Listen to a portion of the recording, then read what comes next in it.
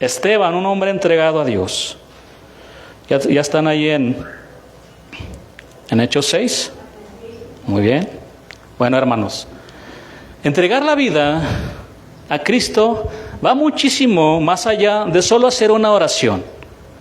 Una verdadera entrega es colocar tu vida en las manos del Señor para que Él haga lo que Él quiera con tu vida. Que dicho sea de paso, ya no es tu vida. Si realmente queremos saber qué significa entregar la vida al Señor, y no solo eso, sino cómo debemos hacerlo, tenemos que mirar atentamente a Cristo como nuestro supremo ejemplo. En el libro de Efesios, el apóstol Pablo, inspirado por el Espíritu Santo, escribió el verdadero significado del amor de los maridos hacia sus mujeres y cómo tienen que hacerlo. Efesios 5:25, que les leo: maridos, amad a vuestras mujeres, así como Cristo amó a la iglesia. Aquí el Señor no está diciendo, marido, ama como tú creas o como tú pienses que es mejor amar a tu esposa. No, está diciendo como Cristo la amó a su iglesia, como Cristo amó a su iglesia. No como tú creas o como yo crea. No. Amad a vuestras mujeres así como Cristo amó a la iglesia y se entregó, subrayen esta palabra, a sí mismo por ella. La palabra en el griego entregó, para didomi, significa dar. Y otra versión de este versículo se lee: los esposos deben amar a sus esposas, es decir, es un mandato de Dios. Así como Cristo amó a la iglesia y dio su vida por ella. Bueno, si queremos medir nuestro nivel de amor o de entrega, siempre tenemos que hacerlo con respecto a Jesús, con respecto a la palabra de Dios. No conforme a los pensamientos humanos, no conforme a lo que el psicólogo me diga o el maestro, no, conforme al pensamiento de Dios. En este caso, para los varones casados, la pregunta es la siguiente: ¿quieres saber si verdaderamente amas a tu esposa? ¿Sí lo quieren saber, varones? Entonces, tenemos que ir a Cristo y ver su palabra y ver cómo lo hizo también Él por la iglesia. Ahora, durante su estancia en la tierra del Señor, Él reunió 12 discípulos, 12 apóstoles. Ellos serían los que iban a ser la punta de lanza de la iglesia. En otras palabras, era su pequeña congregación. Bueno, Él cuidó de ellos, cuidó de su iglesia, proveyó para su iglesia, oró por su iglesia, amó a su iglesia, sirvió a su iglesia, defendió a su iglesia, disciplinó también a su iglesia y entregó su vida por su iglesia. Cristo entregó toda su vida. Cristo no entregó la mitad de su vida. La entregó toda por nosotros. Él dio el 100%, no el 99.9%, el 100%. Y todo lo que hizo fue por amor. Esta entrega total de nuestro Señor concluyó con el acto de amor más sublime, más maravilloso que ha existido en este mundo. ¿Cuál? Entregó su vida en la cruz del Calvario por todos nosotros. Juan 3:16 dice: porque de tal manera amó Dios al mundo que ha dado, que ha entregado a su Hijo unigénito para que todo aquel que en Él cree no se pierda, mas tenga vida eterna. Este versículo ha sido llamado la Biblia en miniatura, el pequeño evangelio, el monte Everest de la Sagrada Escritura, la flor más exquisita de la palabra de Dios, el texto de todos. Juan, el apóstol del amor, escribió este maravilloso versículo que nos habla del amor de Dios, de un amor fuera de este mundo, y de cómo fue manifestado ese amor hacia el peor de los pecadores. Sí, hermano, hacia el peor. Imagínate al peor de los pecadores, al violador, al que asesina, al peor. Eso es amor de Dios. Eso es amor de Dios. ¿Quién es capaz de describir o entender el amor de Dios? Si fuera tinta todo el mar y todo el cielo un gran papel o una gran cartulina y cada hombre un pintor y cada grano de arena, un pincel, todo esto no sería suficiente para terminar una pintura que refleje el amor de Dios en su totalidad. Es imposible, hermanos. Alguien escribió de este versículo lo siguiente: pienso que mi indecisión para predicar sobre Juan 3:16 se resume a esto: lo aprecio de manera tan profunda que me atemoriza, me abruma al punto de sentirme inadecuado, casi desolado. Además de eso, es mi conocimiento que si un ministro trata de predicar Juan 3:16, debe de estar dotado de gran compasión y amor genuino para Dios y el hombre, de manera que lo abordo lleno de gran temor, no obstante, con gran fascinación. Me quito mis zapatos, los zapatos de mi corazón, al menos cuando me acerco a esta declaración que Dios amó tanto al mundo. Hermanos, Dios amó tan intensamente al mundo que como resultado dio a su Hijo, entregó a su Hijo. Nuestro Salvador descendió a este mundo para nacer en un pesebre sucio y maloliente, vivir en un pueblito, para trabajar como carpintero, para ser rechazado por el mundo y ser clavado sobre un madero y ocupar nuestro lugar ahí. ¿No le quiere dar un aplauso al Señor? Él merece, Él merece toda la gloria, hermanos. Nos amó tan intensamente, apasionadamente, que entregó su vida sin reserva, sin condiciones, de buena manera. Todo lo que hacía lo hacía con amor. Y en cada clavo, menosprecio y dolor, adivina qué, pensaba en ti y en mí. Pensaba en nosotros. Varón, entrega tu vida a tu esposa de la misma manera. Cristo murió y dio todo por nosotros, dejándonos así sus huellas para que sigamos su ejemplo. Cuídala, ora por ella, sírvela, defiéndela, exhórtala en amor cuando se equivoque. Ayúdala. Ensúciate las manos, lavando los trastes, lavando la cobija. Sírvela. Entrega tu vida totalmente a ella como Cristo lo hizo con nosotros. Por tal razón, entregar nuestra vida al Señor va más allá de solo decirle al Señor, te entrego mi vida. Cuando tú sinceramente le dices al Señor, te doy mi vida, significa que has muerto a todo lo que eres y a todo lo que tienes. Estás muerto. Mueres a tus planes, mueres a tus sueños, a tus derechos, a tu voluntad, y ahora tu vida gira alrededor de Cristo. Hermanos, una entrega total y verdadera fue la que hizo Esteban con su amado Señor. Cuando Esteban se entregó al Señor, hermanos, no lo hizo con medianías. Se entregó realmente, 100% al Señor. Se metió en serio con Cristo. No solamente iba los domingos. Toda su vida giraba alrededor del Señor. Cada instante, cuando se levantaba, cuando en la tarde pensaba en Él. Su todo era Él. Lo tomó tan en serio que se llenó del Espíritu Santo, dice la palabra, de sabiduría, de fe, de gracia y de poder. Esteban, un hombre entregado a Dios. La palabra griega para expresar que Esteban estaba lleno es pleró, que significa repleto, abundante. Cuando colocas agua en un vaso, hasta se sale el agua de lo abundante que está. Previamente el Señor Jesús le había dicho a sus discípulos lo siguiente, Hechos 1:8, que les leo, pero recibiréis poder. Era un hombre de poder, Esteban. Cuando haya venido sobre vosotros el Espíritu Santo es poder, y me seréis testigos. Esta palabra es interesante en el griego, que es martus, significa mártir, testimonio. Y me seréis testigos en Jerusalén, en toda Judea, en Samaria y hasta lo último de la tierra. Bueno, Esteban fue el primer mártir cristiano. Y su vida, hermanos, se parece mucho a Jesús. Bastante.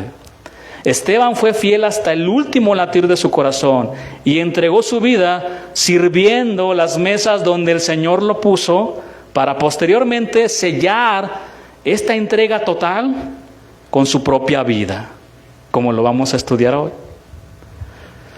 Hermanos, esta sección de Hechos que vamos a estudiar es por demás muy interesante y notable por varias razones. Número uno, porque provee una transición del ministerio exclusivo en Jerusalén y en especial a los judíos, al ministerio principalmente fuera de Jerusalén a personas que no eran judías.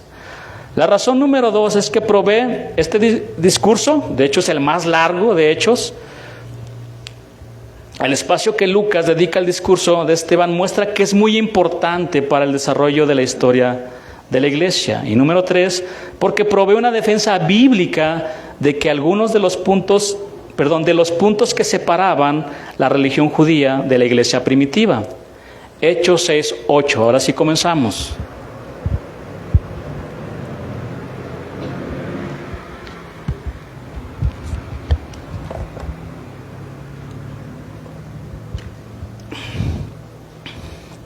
Y Esteban, lleno de gracia, estaba repleto, plero, ¿recuerdan la palabra? Lleno de gracia y de poder, hacía grandes prodigios y señales y milagros entre el pueblo. Conocían a Esteban porque hacía milagros, sanaba enfermos, liberaba endemoniados. Versículo 9. Entonces se levantaron unos de la sinagoga llamada de los libertos y de los de Cirene, Alejandría, de Cilicia y de Asia, disputando. Empezaron a disputar con Esteban.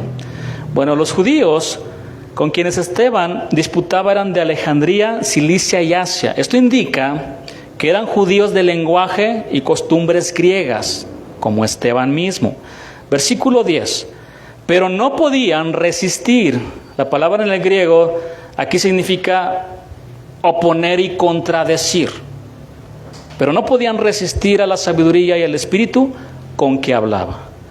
Los oponentes discutían las verdades de la fe que Esteban anunciaba, pero a pesar de sus esfuerzos no podían resistir, hermanos, carecían de fuerzas para defender sus posiciones delante de Esteban. ¿Por qué?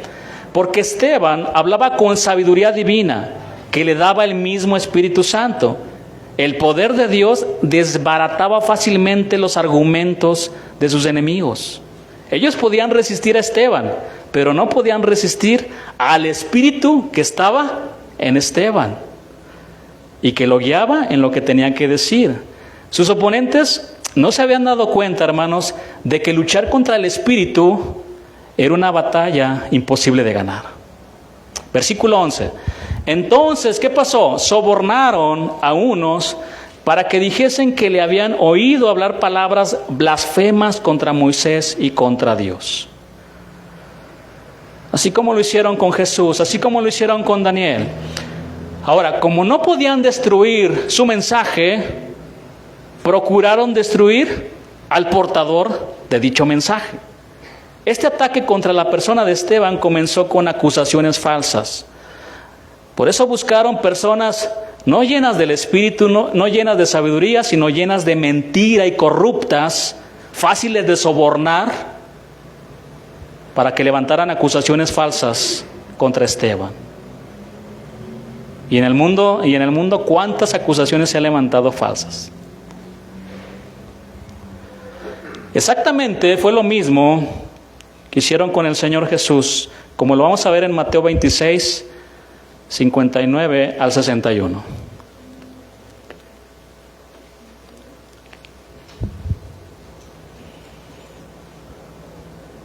Y los principales sacerdotes y los ancianos y todo el concilio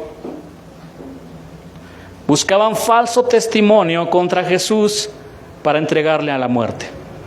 Y no lo hallaron, aunque muchos, no fueron pocos, testigos falsos se presentaban. Pero al fin vinieron dos testigos falsos que dijeron: este dijo, puedo derribar el templo de Dios y en 3 días reedificarlo. Ahora bien, hermanos, las acusaciones que levantaron contra Esteban eran sumamente serias, porque si se demostraba que alguien había usado en vano el nombre de Dios, se consideraba como blasfemia y era condenado a muerte por lapidación, de acuerdo a lo que dice Levítico 24. La acusación referida a hablar mal de Moisés debe entenderse como si Esteban estuviera hablando mal de la ley, especialmente vinculada con el Pentateuco. ¿Cuál es el Pentateuco? Los primeros 5 libros de la Biblia. Hechos 6:12. Vamos a ver qué sigue. Y soliviantaron, esta palabra es muy interesante, significa moverse juntos, excitarse como a masa de sedición. Y soliviantaron al pueblo, a los ancianos y a los escribas, y arremetiendo, asaltando, le arrebataron, se apoderaron y le trajeron al concilio, como lo hicieron con el Señor Jesús. ¿Ven por qué se parece mucho su vida? Bueno, estos religiosos armaron una revuelta en contra de Esteban, lo tomaron con violencia y lo llevaron al concilio, porque no podían contra Esteban, contra el Espíritu Santo que estaba dentro de Esteban. Versículo 13, y pusieron testigos falsos que decían: este hombre no cesa de hablar palabras blasfemas contra este lugar santo y contra la ley. Estas acusaciones falsas fueron fríamente calculadas para atacar lo más sensible del sentimiento religioso del pueblo. Versículo 14, pues hemos oído decir que ese Jesús de Nazaret destruirá este lugar y cambiará las costumbres que nos dio Moisés. La primera acusación presentada tenía que ver con supuestas palabras de Jesús de Nazaret, a quien ellos se refirieron como ese Jesús de Nazaret. Se referían al Señor de manera despectiva. Y esa no fue la única ocasión que vemos en la palabra de que se refieren así hacia el Señor con desprecio. En cierta ocasión, después de que Jesús enseñó en la sinagoga, la gente con la que él había crecido dijo lo siguiente en Marcos 6:3, si quieren tomar nota. Pero fíjense cómo se referían a él. ¿No es este el carpintero, hijo de María? Y se escandalizaban de él. Es lo que dice al final su versículo. Bueno, la identificación como hijo de María era un claro insulto en una sociedad que llamaba a los hijos por el nombre de su padre. En vez de hijo de José, hijo de María.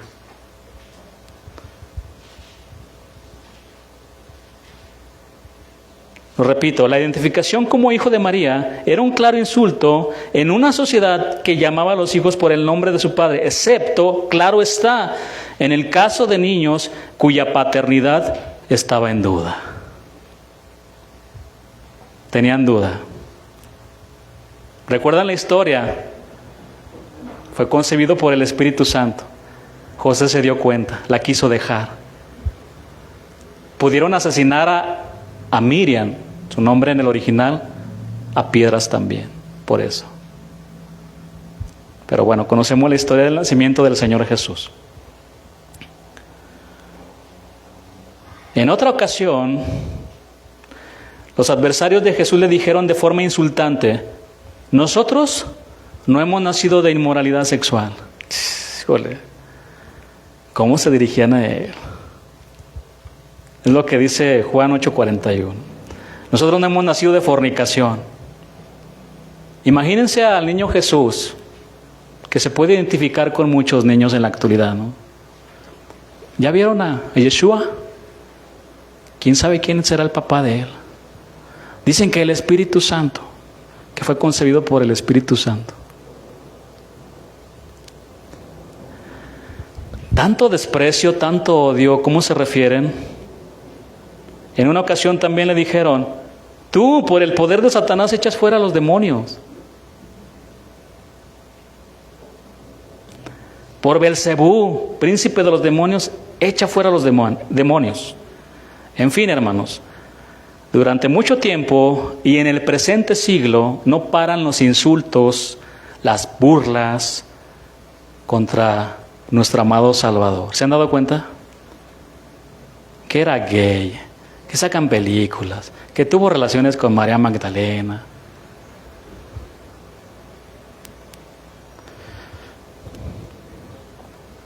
Bueno,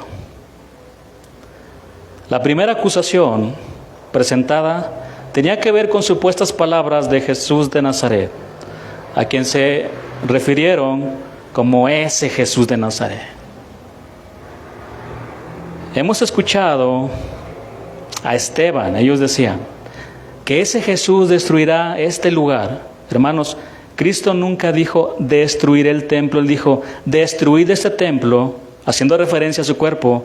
Por tanto, esa acusación era falsa. La segunda acusación en este versículo tiene que ver con las costumbres de Moisés. Esta acusación era muy sensible y dolorosa para los fariseos, que estaban apegados a las formas externas de la ley ceremonial. Es como decirle hoy a los católicos, no adore los ídolos de madera, porque te linchan. O como decirle a los musulmanes que su Dios no es el Dios verdadero, porque te quitan la vida. Para ellos era lo mismo. Versículo 15, 6:15.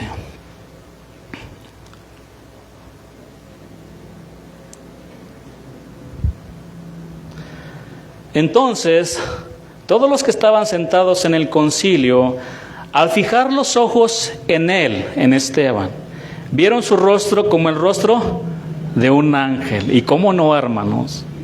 Si se llenaba del Espíritu Santo, se llenaba del poder de Dios. Un hombre entregado a Dios.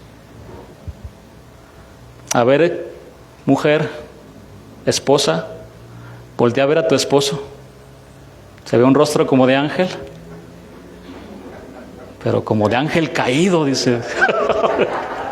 Caído porque se cayó hace ratito y se pegó. No, luego ustedes me empiezan a torcer mis palabras. No, hombre, Esteban. Su nombre significa victorioso. Guirnalda. Corona de victoria.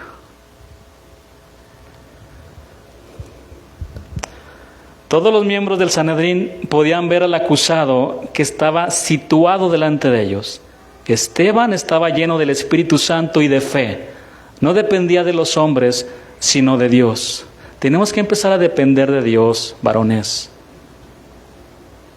No podemos ni debemos depender de nuestro trabajo, de lo que podemos hacer. Eso también lo expliqué el miércoles. Tenemos que aprender a confiar en Dios. Pon en primer lugar a Dios. Pon y te irá bien en la vida. Aquí Esteban se encontraba a causa de ser fiel al Evangelio de la gracia y a la encomienda del Señor, de anunciarlo a todos. No había en él alguna expresión de miedo, sino de plena confianza en Dios. Y vaya que lo estaban tratando como al Señor Jesús, con violencia, y lo llevaron delante de todos los demás. La mirada puesta en el acusado les permitió contemplar su rostro, que se compara con el rostro de un ángel. Su rostro desprendía majestad y poder, reflejando en el exterior la condición de la plenitud del Espíritu Santo que moraba en su vida. Pregunta: ¿y cómo se dio cuenta el escritor Lucas de que el rostro de Esteban irradiaba la gloria de Dios si él no estuvo presente? Es una buena pregunta. ¿Cuál fue la fuente que utilizó para este aspecto del relato? Bueno, lo más seguro es que Pablo, Saulo de Tarso, fariseo, miembro del Sanedrín, estuvo ahí y se lo contó a Lucas. Fueron compañeros también, lo vamos a ver más adelante. Lucas acompañó a Pablo. Y yo me lo imagino a Pablo ahí hablando con él. Después de que se convirtió al Señor, hubieras visto su rostro. Yo estaba ahí. Es más, yo estuve cuando lo apedrearon y lo asesinaron. Y tomé los vestidos de esos hombres. Es más, mis manos están manchadas de sangre, porque yo fui cómplice de ese asesinato. Lo vamos a ver también más adelante. No podemos leer todos los versículos, ¿ya se dieron cuenta? Estoy hablando de manera general y viendo puntos muy importantes que no quiero que se escapen. Pero léanlo, el discurso de Esteban, impresionante, una retórica increíble, pero de la palabra de Dios, no de sus palabras, de la palabra de Dios. Increíble. El rostro de Esteban resplandecía con luz brillante que expresaba la gloriosa presencia de Dios. En pocas palabras, Esteban era un hombre entregado que vivía a Cristo y reflejaba a Cristo. Vayamos ahora al capítulo 7, donde vamos a encontrar el discurso de este hombre entregado al Señor llamado Esteban. No vamos a ver todos los versículos, pero el discurso de Esteban del capítulo 7, 1 al 53, está estructurado de la siguiente manera. Número 1, Esteban ante el tribunal, capítulo 7, versículo 1. Y después vemos a Esteban que hace referencia a Abraham, versículo 2 al 8, hace una referencia después a José, del versículo 9 al 16, después hace una referencia a Moisés, del capítulo 17 al 38, del 39 al 43, él hace una referencia al pecado en el desierto, del versículo 44 al 45, hace una referencia al tabernáculo del testimonio, y por último ahí hace una referencia a David, versículo 46 al 50. Hay otra parte que es la reacción del concilio a este discurso, y está a partir del 54 al 60, y ahí podemos encontrar cómo se enfurecieron, es decir, la ira contra Esteban del 54 al 57, y por último vemos la muerte de Esteban, del versículo 58 al 60. ¿Ven que está muy largo el discurso? Y solamente estoy dando las referencias. Bueno, este discurso de Esteban no es un sermón evangelístico como los que vimos de Pedro. Es más bien una respuesta a las acusaciones contra Esteban y contra la iglesia, que según ellos consistía en que Jesús iba a destruir el templo y cambiar las costumbres dadas por Moisés.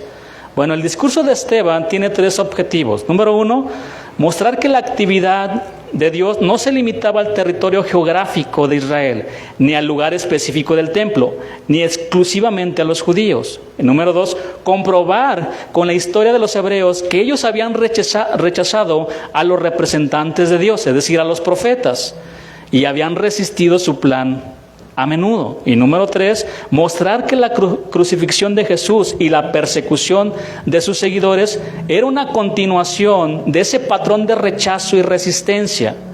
La estrategia de Esteban era conforme en su discurso a un género bíblico muy común, un repaso selectivo de la historia de Israel. Con esa estrategia, Esteban pudo conseguir el consentimiento de sus oyentes por cierto tiempo, pues hablaba de cosas generalmente conocidas y aceptadas, pero su plan era seleccionar aquellos eventos de la historia de la nación que apoyaban sus objetivos.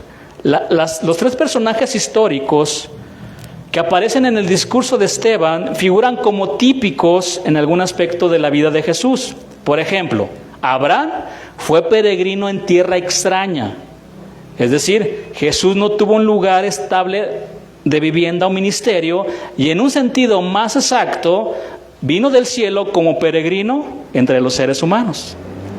José fue usado por Dios para salvar a sus hermanos que lo trataron injustamente. Bueno, Jesús fue usado por Dios también para salvar a los que lo habían rechazado y asesinado. Y Moisés fue rechazado por sus compatriotas, pero escogido por Dios como libertador. Jesús también fue rechazado por su pueblo, pero enviado por Dios para libertar y salvar a los que creyeran en Él.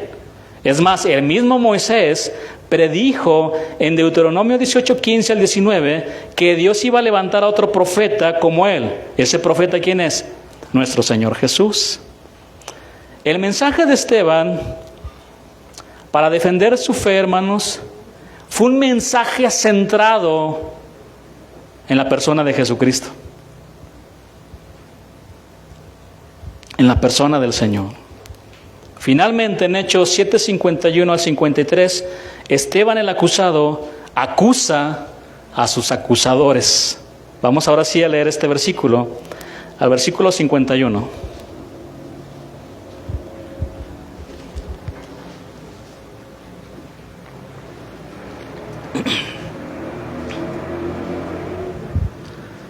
Duros de cerviz, después de que les da el discurso a estos hombres religiosos, apegados a formas externas, pero sus corazones estaban vacíos, vanas repeticiones, huecas oraciones únicamente delante de Dios.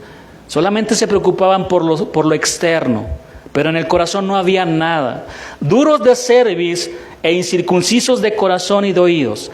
Vosotros resistís siempre al Espíritu Santo, como vuestros padres, así también vosotros.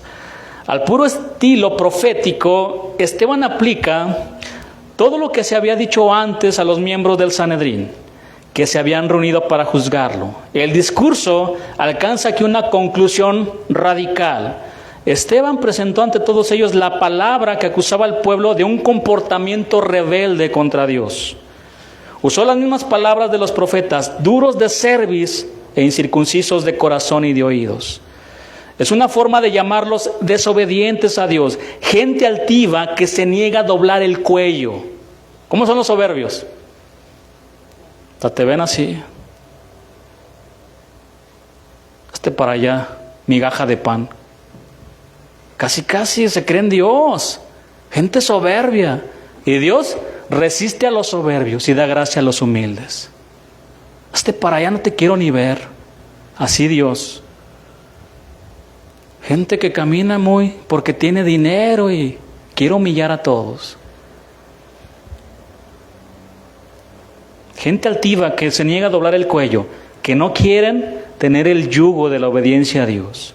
Los llamó incircuncisos, y esto fue ofensivo para ellos, porque se creían herederos de las promesas y bendiciones de Dios, precisamente por causa de la circuncisión. Ellos decían, los gentiles eran los incircuncisos, se referían a ellos. Pero Esteban no les está llamando incircuncisos como señal hecha en el cuerpo, sino incircuncisos de corazón y de oídos. El profeta Jeremías, hablando en nombre de Dios, dijo, toda la casa de Israel es incircuncisa de corazón. Jeremías 9:26. El Señor mandó a su pueblo que se circuncidaran sus corazones, lo que equivale a una disposición de obediencia incondicional a Él y a sus mandamientos. Esteban había demostrado con la palabra que la nación entera fue desobediente a Dios. Por tanto, aunque circuncidados en el cuerpo, no lo eran en el corazón, ni en los oídos, que no habían sido abiertos para escuchar la voz de Dios. Ahora, teniendo como fondo el Antiguo Testamento, Esteban los acusó de resistir al Espíritu Santo, siguiendo el mismo camino y la forma que habían hecho sus padres. Los miembros del Sanedrín seguían el camino de sus padres, al rebelarse contra Dios, despreciando al Mesías enviado, a pesar de las señales mesiánicas que había hecho delante de todo el pueblo. Ahora vayamos al versículo 52.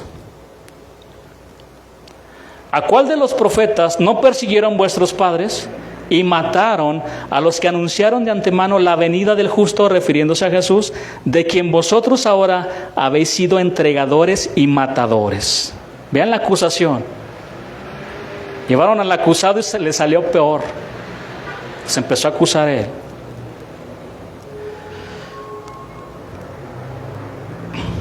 Los profetas hablaban en el poder del Espíritu Santo, y Pedro nos confirma esto en la palabra que dice así, en 2 de Pedro 1:21.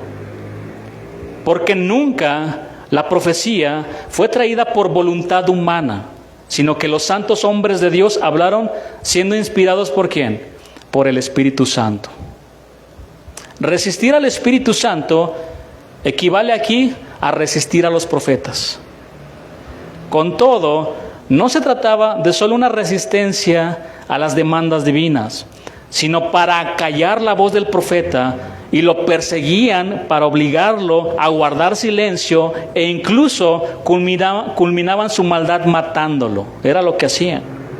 La muerte de muchos de los profetas fue puesta de manifiesto también en los labios del Señor Jesús, que dijo así en Mateo 23:37: Jerusalén, Jerusalén, que matas a los profetas y apedreas a los que te son enviados. ¿Cuántas veces quise juntar a tus hijos como la gallina junta sus polluelos debajo de las alas y no quisiste? ¿Ven que es un problema de voluntad? No quiero, no deseo. ¿Qué se puede hacer con una persona así? Solamente orar, hermanos. De hecho, Esteban los acusa que ellos habían asesinado al justo, al Señor Jesús. Veamos su reacción en el versículo 54, que dice: oyendo estas cosas, se enfurecían en sus corazones y crujían los dientes contra él. Bueno, seguramente lo siguen crujiendo, pero en el infierno ahora, ¿verdad?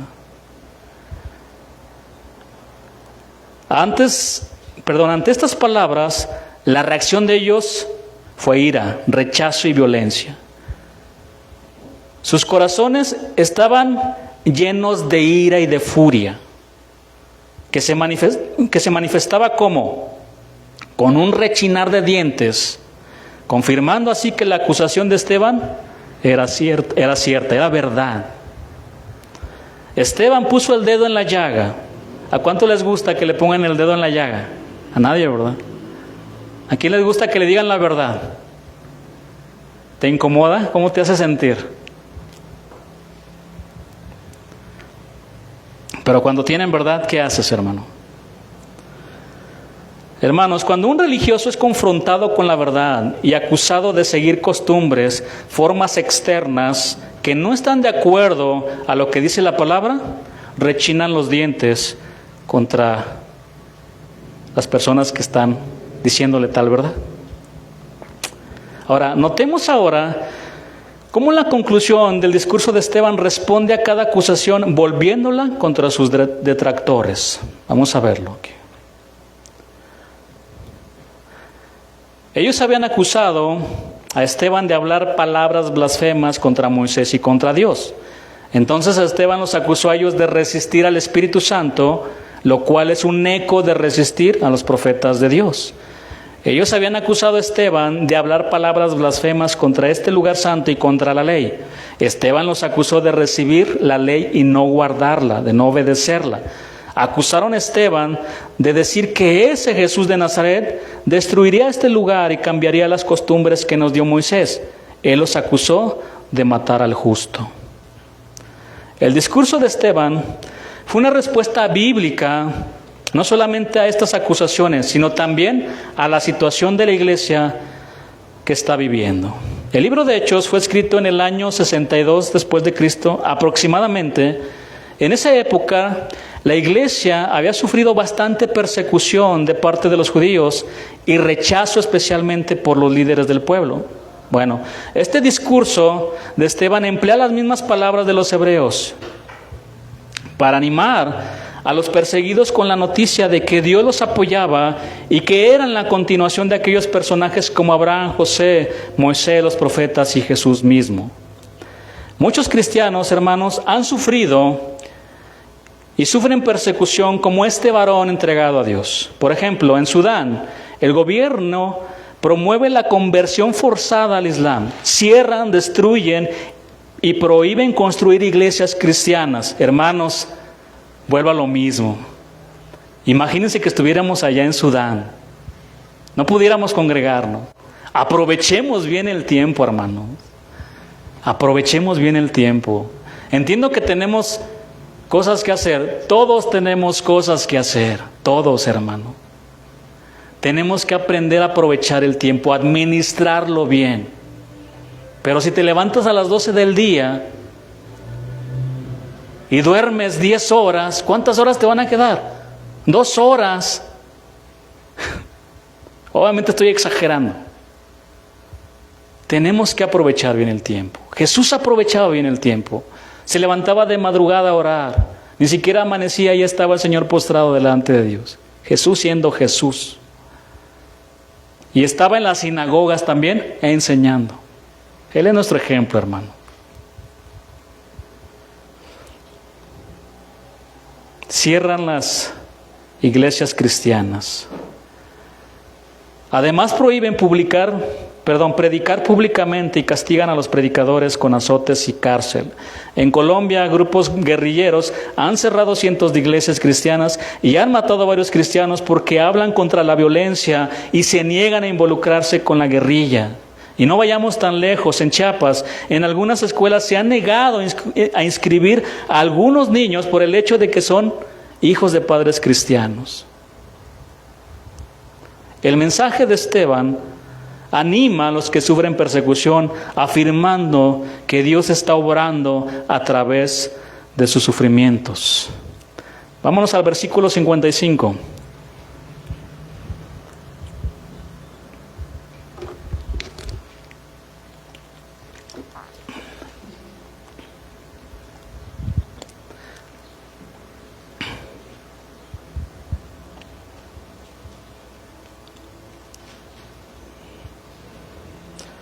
Pero Esteban, lleno del Espíritu Santo, puesto los ojos en el cielo, vio la gloria de Dios y a Jesús que estaba a la diestra de Dios. Y aquí la palabra estaba, si no me equivoco, se refiere a que estaba pero de pie. Ahorita vamos a estudiar un poquito más esto. Bueno, mientras que los miembros estaban llenos de ira y de odio, vemos el contraste. Esteban estaba lleno del Espíritu Santo. Era controlado y guiado por el Espíritu Santo. Era una de las características de este varón entregado a Dios. Los ojos del concilio estaban puestos sobre Esteban para condenarlo, pero los ojos de Esteban se levantaban sobre las dificultades presentes y miraba al cielo. A ti alcé mis ojos, a ti que habitas en los cielos. Todos estaban llenos de inquietud y de ira. Esteban estaba lleno de paz y controlado por el Espíritu Santo. Fue el Espíritu Santo quien lo guió para que pusiera sus ojos en el cielo. Literalmente puso su mirada en el cielo. Dios, quien orientó la mirada de Esteban al cielo, le permitió ver su gloria.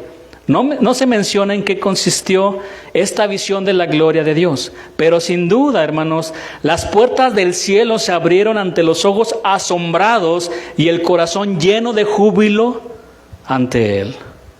Estaba contemplando la gloria de Dios en medio del tumulto y turbación de los hombres. ¿Dónde ves a Esteban? ¿Qué va a pasar conmigo? Todo atemorizado.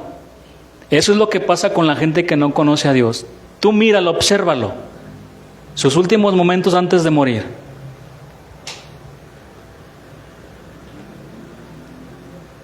Esos segundos en donde no sabes ya nada de ti en este mundo. A mí me llama mucho la atención este hombre.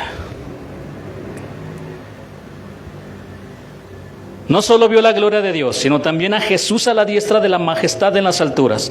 Jesús estaba en pie, como dando aliento a su siervo fiel en la tierra y dispuesto a recibirlo en su gloria, en sus brazos. Cualquier dificultad, angustia, muerte, fueron superados ante la gloria que estaba contemplando y que pronto lo recibiría.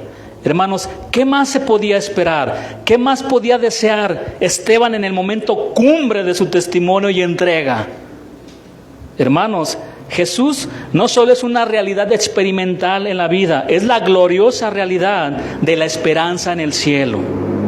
Años más tarde, escribiría uno de los que estuvieron presentes en el Sanedrín: Cristo es en vosotros la esperanza de gloria. La esperanza que habitaba en el corazón de Esteban se hizo presente ante sus ojos. Estaba viendo a Jesús en pie a la diestra de Dios. Versículo 56. Y dijo: he aquí veo los cielos abiertos y al Hijo del Hombre que está a la diestra de Dios. En medio de la conmoción que sin duda se estaba viviendo, Esteban da testimonio de la visión que estaba recibiendo.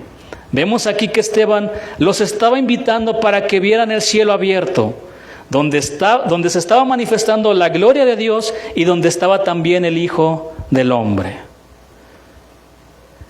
Versículo 57. Entonces ellos, dando grandes voces, se taparon los oídos y arremetieron a una contra él. Deja de predicarme ya de eso. Se taparon los oídos. Ya no quiero escucharte, Esteban. Y cuando uno le predica el evangelio a las personas, hermano, no te están cerrando las puertas a ti, ¿sabías? Ni te sientas mal porque te rechazan. No te rechazan a ti ni a mí. ¿A quién rechazan? Al Señor.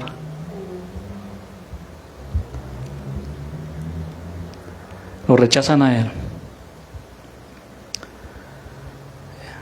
Entonces ellos, dando grandes voces, se taparon los oídos y arremetieron a una contra él. Los administradores de justicia se manifestaban bajo el control de sus pasiones, que controlados por el Espíritu Santo ni nada, ¿verdad?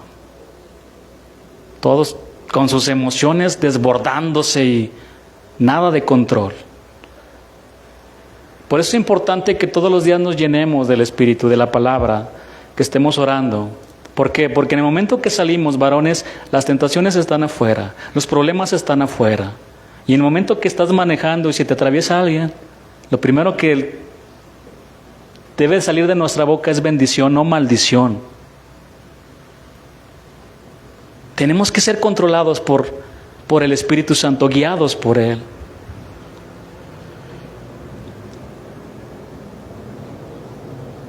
Estaban bajo el control de sus pasiones. Habían venido a oír la defensa de un acusado, pero terminaron siendo ellos acusados. Todos ellos gritaban mientras en una acción ridícula como de niños, tapaban sus oídos para no oír la declaración que Esteban estaba haciendo. Como un niño gritando. ¡Ah! Y echándole, dice el versículo 58, fuera de la ciudad le apedrearon y los testigos pusieron sus ropas a los pies de un joven que se llamaba Saulo. Saulo de Tarso, Pablo, el pequeño, su nombre. Y de aquí en adelante, yo creo que la mitad del libro de Hechos trata de Saulo de Tarso. Qué increíble, muy apasionante la palabra de Dios. Llenos de ira, lo llevaron fuera de la ciudad para lapidarlo. Siguiendo la forma habitual, Lucas introduce en el relato el nombre de quien será el protagonista del resto del libro de Hechos, Saulo de Tarso, quien cuidó las ropas de aquellos que asesinaron a Esteban. Esto le quedó grabado en el corazón a Pablo. Por supuesto que sí. Versículo 59. Y apedreaban a Esteban, mientras él invocaba y decía, Señor Jesús, recibe mi espíritu. Ojalá que podamos decir esas palabras, ¿no? Ya en nuestros últimos segundos. Señor Jesús, recibe mi espíritu. Tanto he deseado estar contigo, Señor. Ojalá. Vamos a fortalecernos, hermanos, en el Señor. Como era esta práctica de apedrear, vamos a ver cómo era la forma, el procedimiento. De hecho, se describe en un escrito judío llamado el Misná. ¿Cómo consistía? ¿Cuál era el procedimiento? Cuando el juicio terminaba, se sacaba al hombre condenado para que fuera apedreado. Cuando estaban a 10 codos, son como 45 centímetros cada codo. A ver, saquen la multiplicación más o menos. ¿Cuántos son? Como 4.5 metros, ¿no? 5 metros, por ahí. Cuando estaban a esa distancia, los sometidos hacían una confesión. Después, como a 2 metros del lugar del apedreamiento, se desvestía al criminal. La caída al lugar de apedreamiento era 2 veces la altura de un hombre. Entonces, ¿qué pasaba? Uno de los testigos empujaba al criminal por detrás para que cayera boca abajo. Después lo ponían boca arriba. Ahora, si moría por la caída, eso era suficiente.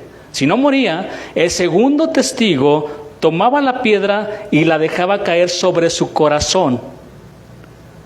Si esto causaba su muerte, era suficiente. Si no, era apedreado por toda la congregación de Israel. Y esto encaja perfectamente con Deuteronomio 17, versículo 7.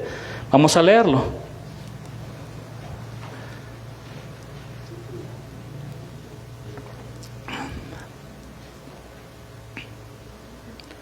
La mano de los testigos caerá primero sobre él para matarlo, y después la mano de todo el pueblo. Así quitarás el mal de en medio de ti. Coincide. Bueno, estamos por terminar. Esteban, quien vivió a Cristo, murió en una forma semejante a la de su amado Señor. Mientras las piedras caían sobre él y la muerte le sobrevenía, tuvo tiempo para encomendar su espíritu en las manos del Señor Jesús. La construcción gramatical en el texto griego expresa urgencia, ya que se utiliza la forma verbal aoristo de imperativo, como si dijera: Señor Jesús, recibe ahora mismo mi espíritu. Ya me quiero ir contigo. Recíbelo. Una expresión muy similar hizo nuestro Señor Jesús en la cruz del Calvario. Padre, en tus manos encomiendo mi espíritu. Versículo 60, Hechos 7:60. Y puesto de rodillas, clamó a gran voz, diciendo: Señor, que descienda fuego para que se mueran. ¿Verdad que no dijo eso? Termínalo, Señor. ¿Ves ese hermano de la iglesia? Me cae mal, Señor. Termínalo, fulmínalo. ¿Ves al vecino que me echa la basura? Termina con él, Señor. Ya no lo aguanto. No había nada de eso en su corazón. Nada. Por eso pudo decir lo que leímos y que vamos a leer más adelante. Y puesto de rodillas,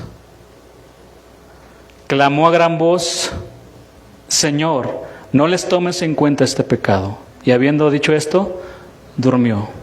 Nosotros dormimos, no morimos. Estamos vivos. Alguien comentó, y voy a tratar de construir la expresión que dijo: cuando hablen de mí, que ya no esté en este mundo, y van a decir, ese hombre murió.